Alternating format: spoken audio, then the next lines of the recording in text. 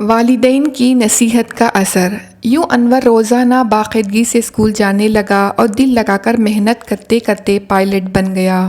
جو کہ اس نے شروع میں خواب دیکھا۔ انور ایک کھلنڈر اور نالائق لڑکا تھا۔ جب وہ اس دنیا میں آیا تھا تو اس کے امی ابو اس سے اس بات کی بہت امید تھی کہ وہ بڑا ہو کر نہ صرف اپنے اسکول و ادارے اور ملک قوم کا نام روشن کرے گا،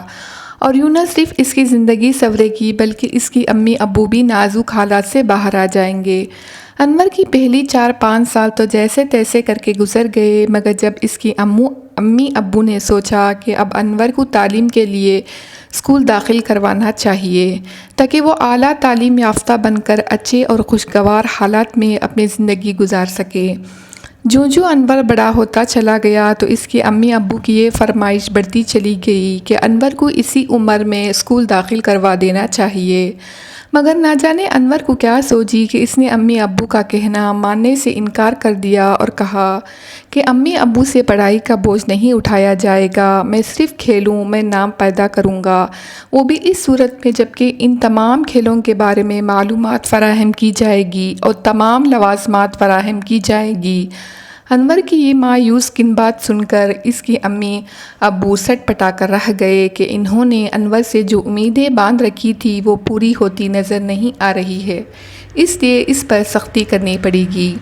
تاہم جب انہوں نے لوگوں سے مشورہ کیا تو سبھی نے انہیں یہ تجویز دی کہ دیکھیے،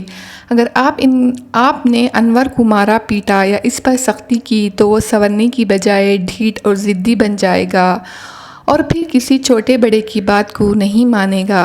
انور کی امی ابو کو یہ بات دل کو لگی، چنانچہ انہوں نے ایک دن انور کو اپنے پاس بلا کر کہا کہ دیکھو، ہمارے حالات اچھے نہیں ہیں، ہم 3 وقت کا کھانا کتنا مشکل سے کھاتے ہیں، یہ تمہیں بھی معلوم ہے، اس لیے اسکول داخل ہو جاؤ اور وہاں اعلیٰ تعلیم حاصل کر کے نکلو،